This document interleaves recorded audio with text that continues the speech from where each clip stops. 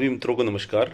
आज हमारे साथ हैं डॉक्टर बी.एस. नेगी, जो अपने क्षेत्र के बहुत ही अच्छे जानकार हैं और चिकित्सा के क्षेत्र में आपका बहुत ही महत्वपूर्ण योगदान रहा है, चाहे वो पर्वतीय समाज हो, चाहे आम लोग हों जिनके बीच में हम लोग रह रहे हैं, मतलब आप ये कह सकते हैं मैदानी इलाके के लोग। तो अभी मैं कुछ बात ऐसी उनसे करना चाहता हूँ जो आज की डेट में कुछ सब लोगों को कुछ ज़रूरत होगी इसके बारे में, या जानकारी आपको चाहिए होगी। आज की डेट में देखिए तो मौसम में परिवर्तन हो रहा है, कुछ ऐसी चीज़ें या कुछ ऐसी सावधानियां हैं जो आपको रखनी चाहिए। तो डॉक्टर साहब से मैं ये पूछना चाहता हूँ कि आज जो मौसम चेंजिंग वेदर है उसके अंदर क्या क्या प्रिकॉशन रखने चाहिए, ताकि आम आदमी अगर वो छोटे मोटे प्रिकॉशन रखे तो उनकी हेल्थ जो कुछ ठीक रहे और बदलते मौसम में वो सुखद महसूस करें। जी। धन्यवाद विजय। मैं सर्वप्रथम आपके चैनल के माध्यम से आपको धन्यवाद देना चाहूँगा, जो कि आपने आज मेरे क्लिनिक पर आके इस बदलते मौसम की जो मरीजों के लिए जानकारी है उसके लिए आप मेरे पास आए। मैं पुनः आपको एक बार फिर से धन्यवाद देता हूँ। जैसा कि अक्टूबर से मौसम चेंज होने लगता है और हम सर्दी की ओर बढ़ते हैं, तो उसी क्रम में जो है हमारे जो बच्चे हैं, बूढ़े हैं, उनमें भी कोई परिवर्तन आने लगते हैं, क्योंकि इस मौसम में थोड़ा सा एलर्जी जिनको होती है, जैसे किसी को किसी भी तरह की एलर्जी है, सांस की प्रॉब्लम है या ब्लड प्रेशर से संबंधित है, या छोटे बच्चे हैं जिनको जल्दी इन्फेक्शन हो जाता है, जिनकी जो इम्यूनिटी होती है वो कमज़ोर होती है, तो इस मौसम में वो इफेक्ट करने लगती हैं। तो इसको देखते हुए सर्वप्रथम तो हम छोटे बच्चों की बात करेंगे। तो छोटे बच्चों में अक्सर होता यह है कि जैसे ही सर्दी पड़ती है तो उनकी पसलियाँ चलने लगती हैं, फीवर होने लगता है, स्नीजिंग होने लगती है। तो उसके बचाव के लिए सर्वप्रथम तो हमको ये बच्चों का बहुत ध्यान देना होता है। उनको नहलाने का है, उनके बिस्तर की व्यवस्था है, तो उसको बहुत ही प्रिकॉशनली उसको देखना होता है। तो बच्चों को ठंड से बचाना बहुत ज़रूरी होता है। अगर आपको बच्चे को नहलाना भी है तो बंद कमरे में नहलाना है, क्योंकि अगर आप डायरेक्ट बाहर नहलाएंगे तो उसके जो एलर्जेंस हैं या ठंडी है वो बच्चे को प्रभावित कर सकती है। तो इसलिए जब भी हम बच्चे को नहलाएं, या तो गीला कपड़ा करके गर्म पानी में, हल्के के गुनगुने पानी में पूरा उसका बदन पहुँच दें, और फिर उसके बाद उसको उसके बिस्तर में सुलाने की व्यवस्था करें। तो फिर बात आती है हमारे जो एलर्जी से संबंधित, एलर्जी का अस्थमा है या ब्रोंकाइटिस है। इस मौसम में ये बीमारियां आम हो जाती हैं। जो पहले से अस्थमा से पीड़ित हैं उनको बहुत ही प्रिकॉशन लेना पड़ता है इस सर्दी के मौसम में, क्योंकि जैसे ही वो एलर्जी के या ठंड के संपर्क में आते हैं तो उनको समस्या बढ़ने लगती है। तो इसलिए सबसे पहले तो मैं ये कहूँगा कि उनको जो अपनी रेगुलर दवाइयाँ चल रही हैं उसको लेना है, और अगर ज़्यादा दिक्कत बढ़ती है, सांस लेने में प्रॉब्लम हो रही है, ज़्यादा खांसी हो रही है, फीवर हो रही है, तो अपने नज़दीकी चिकित्सक या फिर किसी भी राज्य के चिकित्सालय में जाकर अपनी जांच कराएं।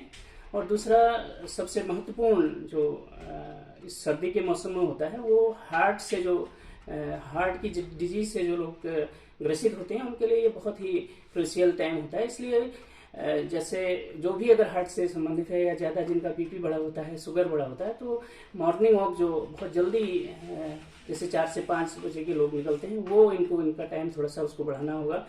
जितनी देर में निकलें और कम से कम उनको जो एक्सरसाइज है वो कम करें, क्योंकि अगर ज़्यादा एक्सर्शन होगा तो उससे आपके जो बीपी बढ़ेगा और जो हार्ट से संबंधित बीमारियां हैं वो भी बढ़ने की संभावना रहती है।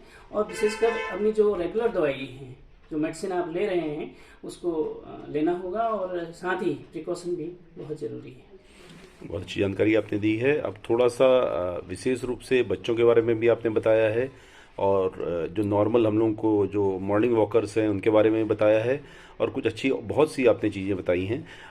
कुछ चीज़ें ऐसी हैं जो हम लोग, कुछ मजबूरियां ऐसी होती हैं जो हम लोग रोज़ उसकी तरफ मुंह नहीं मोड़ सकते हैं। जैसे मान लीजिए कि रोज़ कुछ लोग जो होते हैं फील्ड में काम करते हैं, कुछ लोग कार में चलते हैं। जो कार में चलने वाले लोग हैं थोड़ा सा बचे रहते हैं, लेकिन जो फील्ड में काम करते हैं, रोज़मर्रा का जो काम कर रहे हैं, जैसे बाइकर्स हैं या पैदल चलते हैं या बस में ट्रेवल करते हैं, उनके लिए विशेष सावधानी क्या होनी चाहिए? देखिए, अगर नॉर्मल आदमी है तो उसको जो ठंड से बचने की है, या जो उसको इतना इफेक्ट नहीं करेगा। उनको ज़्यादा प्रभावित करती हैं ये मौसम, बदलते हुए मौसम में जो पहले से बीमार है, जैसे माने कोई एलर्जी से, कोई नेजल एलर्जी से ग्रसित है, या कोई अस्थमा से है, कोई रेस्पिरेटरी से संबंधित कोई बीमारी है, या हार्ट से प्रॉब्लम किसकी है, तो उनको ज़्यादा ये मौसम इफेक्ट करता है। जो स्वस्थ आदमी है उसको इतना इफेक्ट नहीं करेगा, लेकिन प्रिकॉशनरी जो मौसम को बदलाव को देखते हुए उनको भी इस बात का ध्यान रखना है अपने स्वास्थ्य का। और एक चीज़ और है कि जैसे हम लोग के खान पान से भी कई समस्याएं जुड़ी होती हैं, तो आजकल जिस तरह से खान पान है, स्ट्रीट फूड्स हैं, घर में बने हुए खाने हैं, तो आजकल बच्चे स्ट्रीट फूड्स की तरफ जाते हैं। कुछ बड़े लेते हैं जो हेल्थ की तरफ बहुत कॉन्शियस हैं, वो अपने घर का खाना खाते हैं। तो किस तरह का खाने का आहार हमारा होना चाहिए, या व्यवहार तो आपने बता दिया, आहार किस तरह का होना चाहिए, किस तरह के आहार को हम करेंगे जिससे हमारा खाएंगे, या जो भी आप कह सकते हैं, जिससे हमारे इम्यूनिटी लेवल बढ़े, और ये किस तरह की सावधानियां हमको रखनी चाहिए, किस तरह का आहार का सेवन करना चाहिए? देखिए, सर्दी के मौसम में आहार का भी बहुत बड़ा महत्वपूर्ण स्थान है। विशेषकर हम बच्चों की बात करते हैं तो दुर्भाग्य से हमारी जो भारत में है, बच्चों का जो वेट है उसका जो एक लेवल अगर हम ऑल ओवर वर्ल्ड में देखें तो यहाँ पर जो मोटापा बच्चों में है बहुत ज़्यादा देखा गया है। तो उसका एक ही कारण है कि आज की जीवन शैली बिल्कुल बदल गई है। तो बच्चे जो है बाहर का स्ट्रीट फूड खाना, जंक फूड खाना इस तरह ज़्यादा पसंद करते हैं। इसलिए जो बच्चों का वेट उनकी आयु के हिसाब से होना चाहिए वो बहुत ज़्यादा बढ़ गया, जिसके बहुत सारे इफेक्ट पड़ते हैं। बहुत जल्दी उनको मोटापा आने के कारण बहुत सारी हार्ट से संबंधित बीमारियां होने लगती है, थायराइड की भी प्रॉब्लम होने लगती है। तो इसलिए बच्चों का माता पिता विशेष ध्यान दें कि वो स्ट्रीट फूड ना लें, जंक फूड ना लें। तो और दूसरा जो है हमारे जो हार्ट से संबंधित है या फिर सांस रोग से ग्रसित जो लोग हैं उनको भी खान पान का थोड़ा सा बहुत ध्यान देना पड़ेगा, क्योंकि हार्ट से संबंधित जो बीमार लोग हैं उनको पहले से एक, या शुगर से संबंधित जो बीमारी है उनसे एक आहार चार्ट हॉस्पिटल से या डॉक्टर द्वारा मिलता है, उसके हिसाब से अगर लेंगे तो जीवन शैली बहुत अच्छी से गुजार पाएंगे। अभी कुछ चीज़ें और होती हैं, जैसे हमारे घर में हमारे जो बड़े बुजुर्ग रहते हैं या सीनियर सिटीजन रहते हैं, उनको इस मौसम में कभी कभी हाथ पैर में दर्द या कुछ ऐसी तरह की दिक्कतें रहती हैं जिसकी वजह से बहुत पीड़ित रहते हैं। जैसे जैसे ठंड बढ़ती है तो ये चीज़ें बड़ी हावी होती हैं, उसके लिए क्या आपका सुझाव है? हाँ, ये जो जैसे ही ठंड बढ़ती है, जो आर्थराइटिस के पेशेंट होते हैं, जॉइंट्स पेन के पेशेंट होते हैं, उनमें ये प्रॉब्लम बढ़ने लगती है।